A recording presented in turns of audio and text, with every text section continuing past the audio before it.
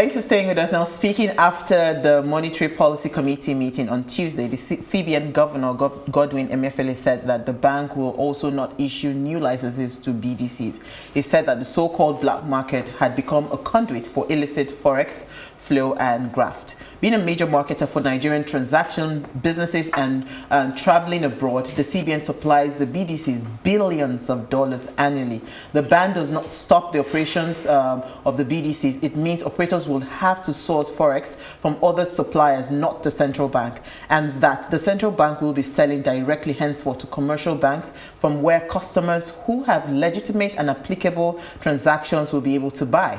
Now, Naira, according to Dami's story, gained against the US dollar at the parallel market segment on Thursday after setting an all-time devaluation record in the previous session of the market. Now, data posted on the abokifx.com, that's a website that collates parallel rates in Lagos, showed that the local unit closed at 520 naira per dollar. This represents a 5 naira or 1% appreciation from the 525 it traded in the previous session on Wednesday. This happened 48 hours after Central Bank of Nigeria ban on the sales of forex to bureau de change operators took effect. So how will this all impact the economy and SMEs? That's our question for tonight. Please let us hear what you have to say. Remember, you can join the conversation. Send us an SMS or WhatsApp to 081-803-84663. So quickly, I'll just come to you, Ike, then I'll bring in our guests. Okay. What's your submission? How would it impact the economy, apart from SMEs? So when you're looking at a country that is heavily dependent on imports, just as Dami had said, it's very obvious. You know, it's very obvious the effect it would have. I don't know if you've been to the market recently. You know, every month you go, there's a different story. So imagine what would happen. Now, know that when you go into the banks, you're going to get your documents right. If you go into the bureau de change, you may not need so much documentation for you to be able to get funds from the bureau de change. You might even spend 5 minutes and you're done with your business. But can the banks replicate that, being that they're more... a seamless process? Yes. Can they replicate that, being that they're more regularized than the BDCs? And something I don't understand is when you say the BDCs are now very... What's the word that was used? You used one very... Conduits? Yeah, conduit for illicit. But this is a sector that you regulate, you give them license, you get their reports. That's another issue. But I think that it would have a devastating effect on the market, because we would still always look for we don't have the local supply to meet our demand. We don't. Until that happens, and then we're fighting with insecurity every day, let's let the expert do the talking. Adebayo Saheed Amzat is a consummate business leader in the financial services industry, a venture capitalist and a forerunner in the development of securities markets in Nigeria. He is the group managing director of the foremost new age financial solution powerhouse, that's Zedcrest Capital. Adebayo Saheed Amzat is a regular commentator and a resource person on financial markets and the economy. And I must say, he's looking dapper this evening. Thank you so much for joining us live in studio. Thank you for having me. I like the very relaxed atmosphere. You know, in my own space, I always have to look very serious. Very serious, and, no. This is like very good to me. We try to make our guests feel at home and all of that. I like it. Thank you. Honestly, thank you so much for honoring our invitation and coming to talk to us about this. So, policies, right? Policies are meant to enhance and boost an economy and make business easy for people. Right. When this news broke on Tuesday, when the CBN announced the banning of the BDCs, right, what came to your mind? What was your initial thought, and what did you think about how far? Did you think about how far it's going to affect the economy, and what was that effect? So there's a lot to unpack here, and you know, I like not to be sentimental. I like to speak with facts and all of that. You know, I'm also an advisor to the central bank because I'm a player in that space, so I have to be more balanced in my views. We must understand, it was even started by understanding the history of this so-called BDC segment, right? It was not meant to be a permanent feature of our financial markets. It was more of an intervention system in the 1980s, when it was obvious that the banks didn't have enough distribution to bring dollars. After the shock, when we started having shocks in the 1980s, that was when it started. It was meant to be a quick fix, you know, just get some new guys in. And then it was so much, it was just easy money. And then you just see, I mean, we're Nigerians, we like to make money. We have friends in the right places. And then you just see an explosion of the numbers of participants over time. At the last crisis in 2016, we had just about 3,000 players. 4 years down the line, now we have 6,000 players. And by the way, we have as much as 10,000 licenses at different stages of application. It cannot be right, and that's being very honest. It cannot be right. We're also the only country in the world right now where the central bank is the sole supplier of foreign exchange to the black market. It is going to be a market that will operate outside of the remit of the central bank, but here we have it as a part of the market of the central bank. It's regulated officially, but think about it. We have 6,000 people. What's the value of each of these businesses to the entire large scope? So why would central bank devote any material effort in the regulation of these things?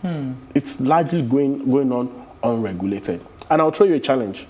Have you traveled recently? Not recent times, yes.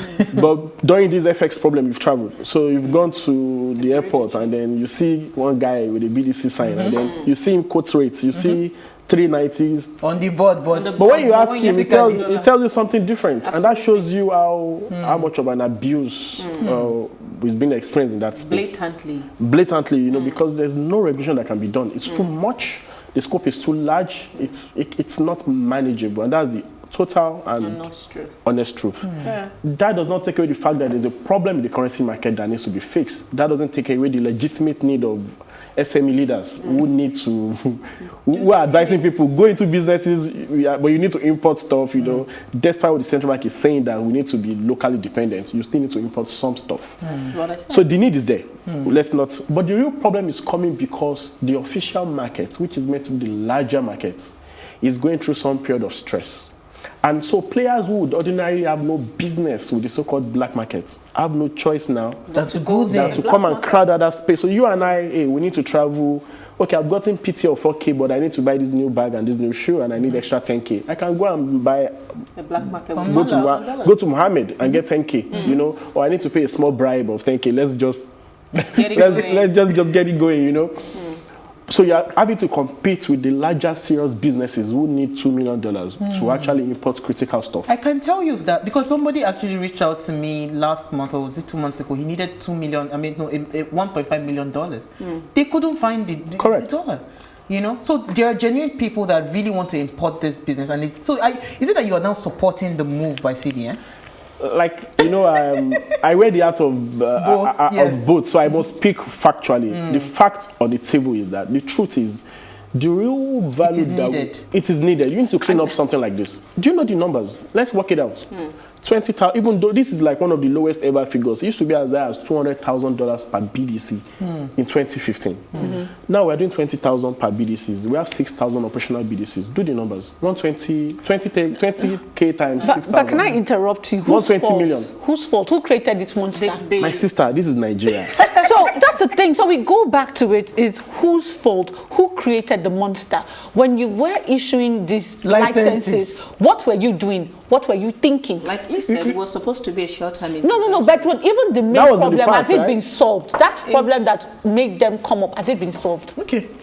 So, you know, I don't want to say wrong things on record, but, you know, we know our country. This is Nigeria. You say we know our country. You know, we're a very fragmented country, you know. Absolutely. What is happening in your office, I'm not seeing it in my office. And even the central bank is a microcosm of Nigeria. So you wonder how this governor of the central bank is not really in tune as to, I mean, it's not meant to be in tune. There are processes for licensing stuff, right? But we all know this is a problem, but then the numbers keep increasing. You know, how do we have 7,000 licenses in process? In process. Everyone is going to depend on the central bank. And the honest truth is there's no other business apart from getting dollars from the central bank. It's not like there's a tourism market where Adam and Mark and Steve will come from London or from Paris. Let me ask you a question. And there's none. Once CBN stops to give them fund, how are they supposed to source those funds? The truth is, there is no other source of dollars to that market in any quantifiable sum other than central bank. Let's not get it wrong. But here is what is interesting. On the official records, what central bank has is that each BDC sells these dollars to you and I for PTA and BTA Only. And that's Not a big for lie. exportation and trades. Now, that situation, I won't call it a lie, who is furthering that situation, right? Because at the same time, when they need to submit these returns to the central bank, what you see is PTA, BTA only. Oh. So the central bank just says, okay, if this is what we're doing, then I can literally just ask the banks, who I know I can regulate, to take on the same function, and they'll do it better, So which is true. The idea is to remove CBD completely from this. But is it sustainable for the bank to meet the needs? Now, if we look at the official needs that CBN recognizes, PTA, BTA, oh, the banks can do a lot better at it, more than any BDC. Okay. PTA, And BTA, yes. Oh, you go to a bank with your But passport. that is not the only thing people need done. as well. Wait, sorry. let him land. that Let point. him Sorry, land hold with on. the Land one that he point. wants Yeah, to go ahead, say. please. So It's like the officially, matter getting right, hotter. officially, what the central bank understands is that I mean, they are regulated, right? And the license states clearly all you can do is Is this. BTA, PTA. So if that is still the same situation, it makes sense for CBN to move that function portfolio to the to- bank, because it's easier to manage. The banks operate at a very higher level of governance compared to BDCs, and Absolutely. let's not be sentimental about it. That's what happens. But you and I on the streets, we know that we've diverted other legitimate need for dollars to the same BDCs, and that's where we get dollars from, you know. So that is the reality on ground, and that means that this thing will cause a squeeze in the immediate to all of us, because I need to travel now and I can only get 4K. Maybe I need to buy And a the bag or a process shoe. of getting... There's No, no. but, The process is not to bad. feel The it. process is not bad. Let's be. It's not as easy as going to a Bureau No, it is actually easy because No, it's That very mean, I easy. don't- that many mean- years ago. Let me calm down. Many That was years many ago, I years used to ago. no wait. At least in 2012, it's not that far. I bought a dollar from bank now. Just take your Passport. passport with your visa page, and you buy. It's a quick easy. easy. Uwa, You your- have to present your tickets for No, that is But you are okay. I traveling, don't you have You have. already tickets, have you your present. tickets now. I don't have a And if problem. you don't get it the same day, you fill the form. No, and they no, tell- no. No, When you I used to actually get get it, it. the Right, same day. So- it wasn't going to come the same day. So Dami is not wrong, and I don't think either you or Uwa have actually heard people talk about the stress of getting PTA and Out of the BTA bank. since there's a last story. year. There's a story. You are very lucky that you can get $4,000. No, there's a story. Not that there is no story, but I'm trying to say, do not deny the reality That's that it. people You just apply walk into to the these bank things and for you get 2 it. weeks, Uwa, and yes, they don't it takes get that it. long. Okay, so what's the story? A The week. story is just simply that since COVID started, we've been in a shock. Exactly. And that is why so don't look at this as this is No, not no, the I'm normal. not. Exactly, but it's been an extended normal. It's been extended. So what I'm saying is that because viewers at home are watching and they would think that you live in a bubble. So I'm just trying No, to I say don't, trust me. exactly. I'm just trying to say that what she's saying is very valid. People have been having difficulty accessing PTA and BTA. It's a tussle. That's the truth. And what you correct. said is really valid. There's a shortage of supply. Obviously, you would have to queue. And you were right. In 2015, 2014, on your way to the airport, you Just can go branch straight it to the back. bank and But collect your Uwa, dollar. It doesn't in the work past like 2 that years, anymore. it does not work like It that. doesn't. I'm just saying so that the viewers at home will know that we live the in point Nigeria. is that shock I is would in every think that the segment. shock So there's a make us shock in the PTA BTA market. There's also a shock even in the BDC market, because Yes. before this crisis, CBN will give each BDC 200K or 100K, but now it's just 20K. So there's a shock everywhere. what's the duration? So it's not any special shock in the PTA market. It's just general shock to the FX We system. get that. Okay, so how do we? How does it affect SMEs? No, it's not even before we even get to SMEs, because how do it tells me when you say that they used to give 200K before, now they give 20K. It means that even CBN, they are short of Obviously. forex. So how do we boost the forex availability to make sure that we have enough forex that can go round? There's a short-term fix, then there's a more longer-term fix. The short-term fix, which is very close. I mean, I don't want to give people unnecessary hopes, but there's a short-term fix that is very close. You know, so what happens is the federal government, as part of their fundraising plan, would sell what we call Eurobonds, will raise money internationally. And the central bank, being very particular about the level of exchange rate in the system, would naturally be expected to use some of that money to defend the currency. And how is this done? Think of it this way. The entity here is the federal government of Nigeria, and they keep a bank account with the central bank. When Nigeria sells crude oil and they receive that dollars into their JP Morgan account, let me forgive that. So that dollars comes to Nigeria, and then they call their bank. The same way you call your bank. Hi, CBN, I just got $1 billion in my account. I need naira because I'm trying to pay salaries. I'm trying to do FAC meetings, you know. And then CBN buys that dollars and then gives the federal government of Nigeria naira in exchange. Now, so CBN has dollars that they can sell to you and I and collect naira. So they're not. It's not like they're spending the money. They're just converting. And because they're converting, then it brings dollar supply to the market. That was what happened the last time. The naira. It even makes it stronger because now there's going to be supply. Yes. The move we're expecting is because we expect between $3 and $6 billion to be raised through Eurobonds, and this is pretty close. I expect this program to happen next month. Are we in August already? Yes. No, next July. August Sunday. Today's 30th. Yes. Okay. July. So I expect it to close. So it's a very simple process to close, right? So they will get that money and they say, okay, you know, there's backlog. Okay. Flour mills, you have some demand. We've not given you $200 million. Okay, take 100. You know, foreign investor take 50. You know. Calm the market down a bit. What will not happen then is that those big guys will now leave this small market for you and I. Do you understand? Because now they can get dollars officially from the central bank. Then the small supply left in the BDC market, when you and I want to buy a bag for ourselves or give somebody a bribe, because that's what central bank says, that we do illicit transactions. So let's even accept that we are paying bribes. There will be a smaller market that you can go to, you know. But the longer term fix is that the country must become believable, trustworthy enough to attract significant foreign capital. Exactly. So I was even going to talk about that. You know what, AK, because we're just at the time of our break. You know what? Let's just quickly take a very short break. When we come back, we'll continue the conversation. Quite interesting. Very interesting.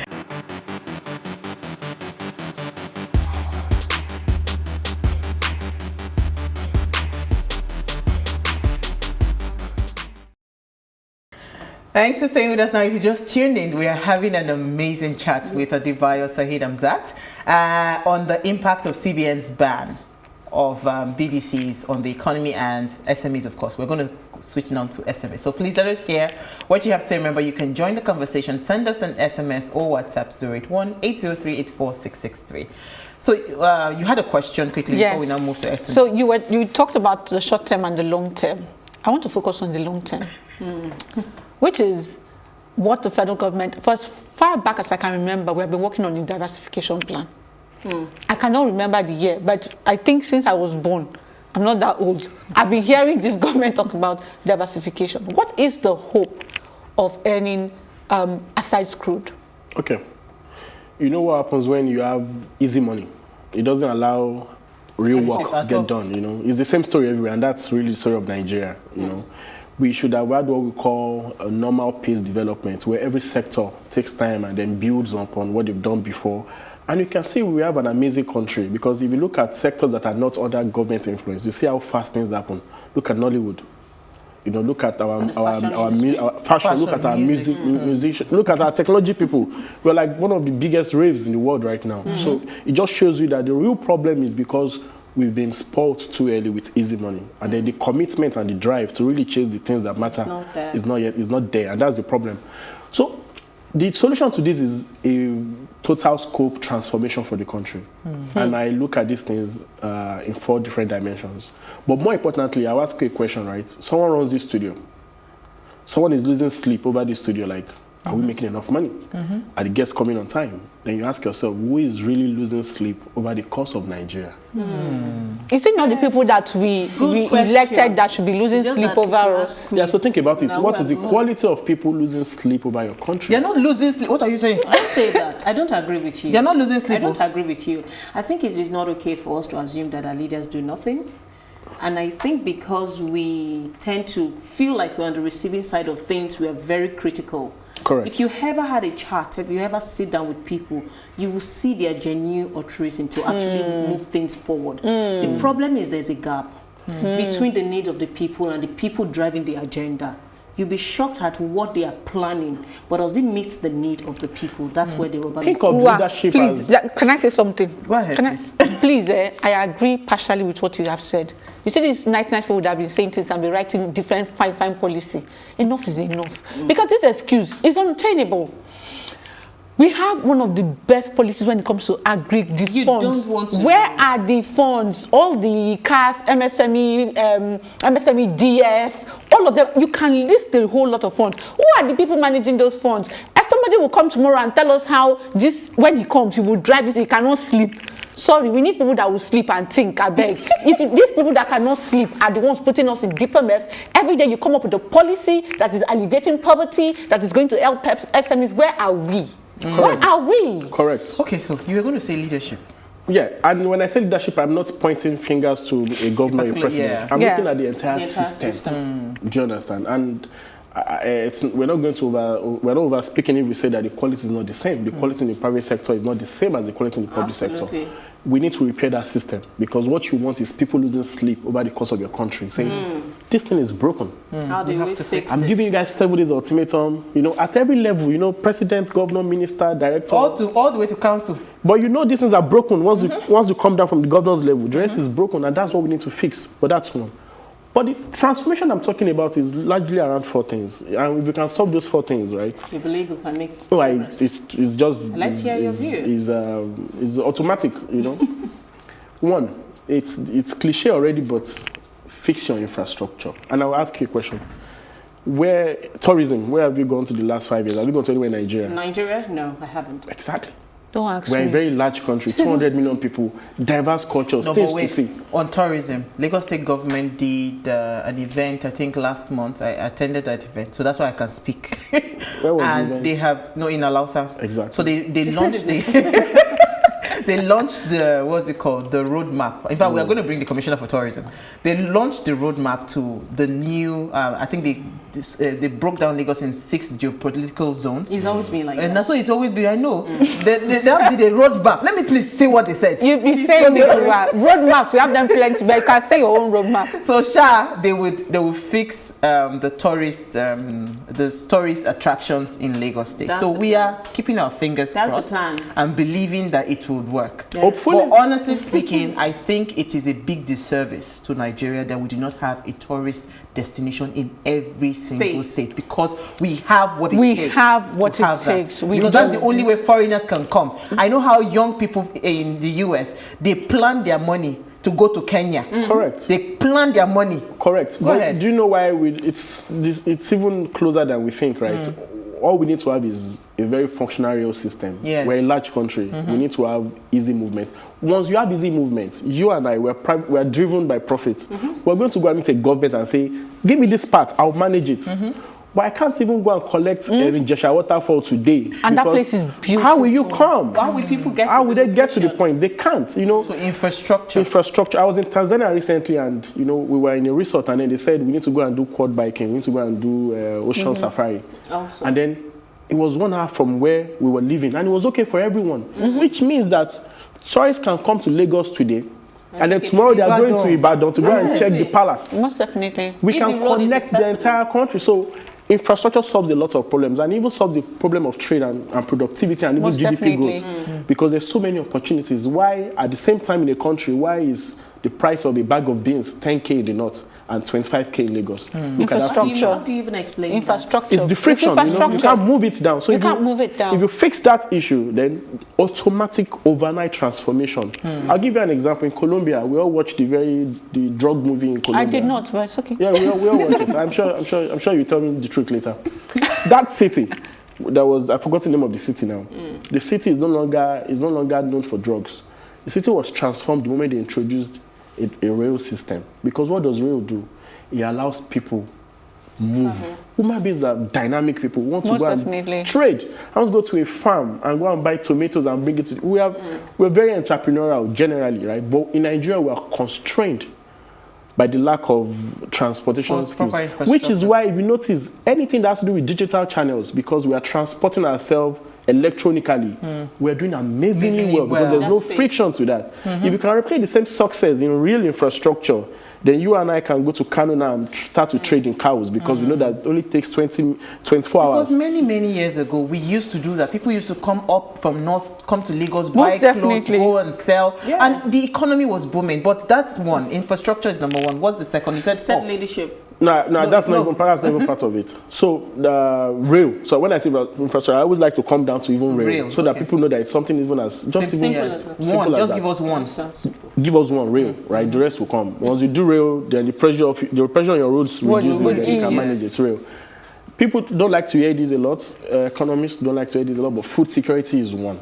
You know, because we're a very large country. You know, Yoruba people will say, you know, the main is you know. In Tunisia, for example, they subsidize bread. That's how important food is. We don't want you to talk, just eat.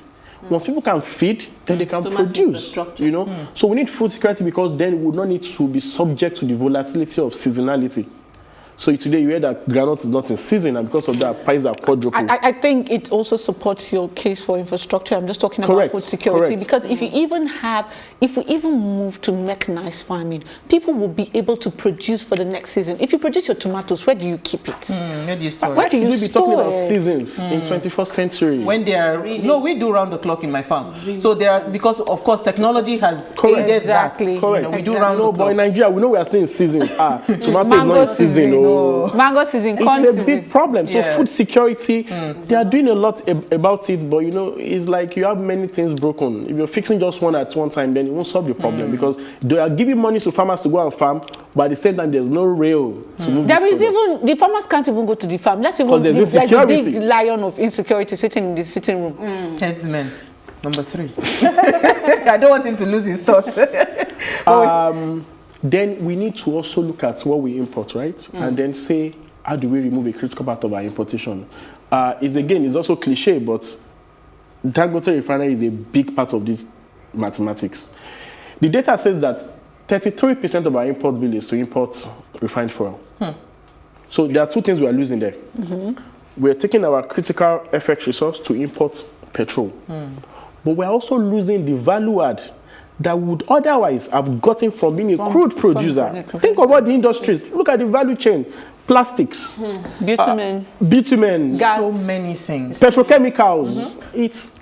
It's large, you know. So it may look like a zero-sum game that Shebi is the same crude that Dangote will produce, but that value chain will not be localized. You can see real estate will boom. I don't really support the fact that it is only a Dangote that they are, you know. So no, that's wrong. It's not just a Dangote. You have repaired your refineries how many times? We have about 6 independent refineries coming up at more than 6 actually, up to 10 at the same time. Dangote is the most the biggest one, because it's just the biggest one, yes. right? I have people who I know. I have personal contacts, friends that I know are doing like very big projects. Something as big as 20% of Dangote size. I've seen that. Okay. I've seen that. It's in Ogun State. It's in South. You have as much as 10. So it's not. That's all. Thank you for because I just don't like the idea of that monopoly. You know, so number 5, before. So I've said you've said infrastructure, food security. Yes. You talked about imports. You know, reducing what we import. Dependence on importing petrol. So we've talked about food, we've talked about petrol, and then the other one, and I'm very hopeful about this. Even though I think we don't have a power problem. People think we have a power problem. We don't have a power problem. So what do we have? A distribution problem? No, we don't even have any of those problems because we need to understand this very well. I need to understand it. What is important is that you can take power to your house or to your factory in whatever form. And at what cost? Okay, so what problem do we have? You have generators. That is power. I know I'm getting somewhere. I'm getting somewhere, you know, so that we don't unnecessarily get sentimental about these things. It's very nice for us to have grid power everywhere. But the point is, what is the cost-reflective price of grid power? What is the price of diesel generators? And you see, if you pay the right price for the grid power, the premium you are paying for petrol or diesel is maybe just 25% extra. What about the noise pollution? No, I agree. I'm just trying to say so that we just, we cannot continue to concede to an alternative emission as the main noise source of power. No, we agree. Totally unacceptable. Yeah, but it won't be because why do people start to take the burden of government upon themselves and start to generate? But wait, Dami, let me explain. It makes no sense. We are in the farm, and we approach a solar company. Right now, we have our power pumping machines. So many things are being powered by solar, and we know how much it has dropped. So, how much consumption of diesel and all of that, the cost has. But hold on, let me finish.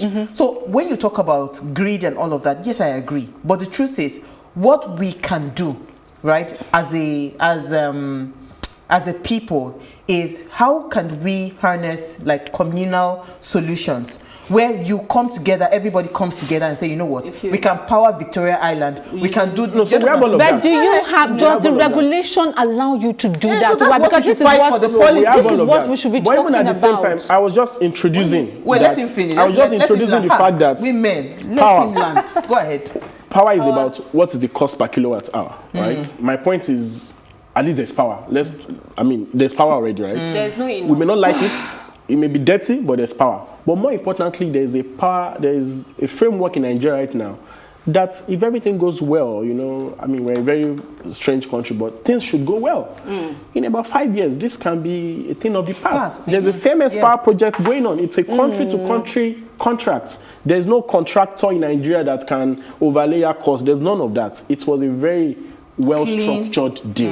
It's between the KFW, the government of Germany, the government of Nigeria. There's no in between. Fantastic. We pay our. Please, this date. Let him finish. You finish. I may sound like too much of an optimist, but please, I love the optimism. Go ahead. I am very realistic. Because Let I him understand finish. Let me let you finish on the power sector. So we've tried this before. We had the NIPP program, but because that was a Nigerian program where we have investors coming, you know, we have a way of things not ending up kosher because of who we are. Now we're very aggressive with making money. Let's keep it at that. But this program is meant to totally not involve Nigerians. And I'll give you another example. Lagos-Ibadan Road has been on for like a decade. But Lagos-Ibadan Rail has been concluded in just about 36 months. What's the difference? It's the structuring. It was structured as there's no contractor in Nigeria. We've given the contract to China, lend us the money. Private sector. Do it. Don't even give us the money. Just come and plant the rail. And that's why it is. Operate and own. Exactly. So it's the same kind of system we want to now do for power. So there's I don't know how that works. Okay, so let's take some comments. Let's take some comments because you have a comment with you. Okay. So this is from Zaria. Rafael Okori says, anytime banks realize that they're being overshadowed by the progress of other finance outfits, the bank always run to CBN to come out with policies that favor them. The CBN should, I think, Rafael, I think you're a BDC operator. The CBN should always have it at the back of their mind that once pronouncements render many people jobless in the country, that one pronouncement renders many people jobless in the country. That was the impact. We've not even talked about SMEs. We've not really. There's the time. We don't have time again. Good evening, ladies and gentlemen. Happy Friendship Day. Your guest is an advisor to CBN, so it's very obvious to back CBN actions. CBN ban on BDC will increase unemployment in the country, so how will they get the job to feed their family? How will CBN get hold of our politicians that have septic tanks and borehole loaded with dollars? Going to the Bureau de Change is faster and getting service on time, while CBN gives dollars to their inner circle friends. I personally patronize the Bureau de Change when on holidays in Nigeria to have a great weekend. That's Ade from the UK. Yeah. Thank you, Ade. I have one comment here, and it talks about exactly what I was talking about a while ago. The rate of exportation is lower than the importation rate. And since this is persistent in a country like Nigeria, Naira will continue to devalue before the dollar. So can't you think that it is far better to think on improving local production so that we have more foreign investors in the country than this e-policy introduced by CBN? Okay, that's Good to question. I really think that's one of the things we need to fix. Yeah, you know, everything we're speaking about solutions, long-term solutions, they're about fixing the core of the country. Once you solve infrastructure and once you have trains working well, you are no longer importing petrol. The value chain is captured locally, which is maybe about 500,000 people employed and all the industries across. And then you have power, and then you have sufficient productivity in food locally. Then you will now see private enterprise will now thrive. You see an explosion in private contribution to GDP, and that's what we want. Once we do that, it will be easier for people. You see your friends return from London to come and do a farm. You see that sustainable inflow of foreign investment. Because the volatility of our economy has been a major challenge. So a lot of people are afraid that, I know someone that had about 30 million naira. she said she changed her euro to naira and was investing it in some things in Nigeria. The next thing, that 30 million became 10 million naira. Correct. Do you understand? So Correct. it is that volatility that people are afraid of. So it is that core that we did not build that is causing this volatility. Exactly. Exactly. Once you fix that core, I'll give you an example. Look at South Africa. It's one of the most volatile currencies in the world. But guess what? It is very elastic. As bad as the economy is, once there's a problem, you see the rand depreciates to 18 rands to $1. But give it 2 months, it's back to 13. That's a strong... What do they do to ensure that because the core has been there from day one. They produce, they have large farms, they produce... Infrastructure, security, import, power. Because there's local productivity. That's what makes it competitive compared to the other way. We should be exporting Adire, tie-dye, clothes. Exactly. We're exporting music today. We're exporting Nollywood. No, compared to our level. We're exporting our tech talent. We are made to be exporters of everything because we're a very large country. Sorry, can I just ask one question? Quickly, we have like 2 minutes to go. Yes. Do you think that there's a place for BDCs in Nigeria? That's my only question. To be very honest, no. No. Okay. And why? And just so that you know I'm not biased, I actually used to have a BDC license too. Oh, really? So I'm being objective here. Okay. To be very frank and honest, in a functional environment and society, not in the form and manner that we have it. BDC should be, of course, BDC is everywhere, but where you now have the central bank being the funder of CBN, that doesn't make any sense. That defeats the purpose. Well, you can take over. We didn't talk about SMEs. Oh yeah, we didn't have. Well, he kind of mentioned it because what he's saying is that if all the conditions are right, in place, yes, then SMEs will thrive. thrive. The reason why some people go to even produce in China or wherever is that if you produce in this country, you cannot sell in the market. You will not be competitive. Exactly, we're not competitive. But when we fix all these longer-term issues, you just see it happen. We just become more competitive. We could not touch upon the SME. There's a huge market and a huge space. They were talking about small, medium. They don't even have much access or direct business with central bank or CBD, but whatever happens in that market affects their bottom line. But I don't know if you can. Yeah, but what's going to happen is once CBN hopefully gets supply and they supply the large guys through the banks, it will free up the free markets for small guys like you and I, for the SMEs. And again, don't be saying you and I. You are not with us. We are traveling together. We are traveling together. You know? So we're trying to say, be on your lane. Be on your lane. My sister, come on, we are together. Come on. But I think we've had an amazing conversation. We've run out of time. We need to take up that conversation around power. You need to tell me how you think there's enough power in this country. We can always have the second chat. I'm very passionate about, and I'm keen to know more about. I'm with you. After the meeting. We'll do part 2. All right, thank you so much. We've really had an amazing time with you. It's my pleasure. Thank you, ladies. Thank you. Thank you. And thank you, Daddy. All right, so before we go, do ensure you follow us on Instagram. It's at Wayshow Africa. You can interact with us further, drop a comment, and most importantly, we're planning a huge giveaway to say thank you to you for believing in the Ways brand and watching and following. So make sure you follow us. Do well to follow us now. It's at Wayshow Africa. Share, like, and invite friends and family to watch. So if you missed today's quote, here it is again. An economic policy which does not consider the well-being of all will not serve the purpose of peace and the growth of well-being among the people of all nations. That's from Eleanor Roosevelt. We'll see you next time as we bring another great conversation to your screen. Enjoy. Ciao.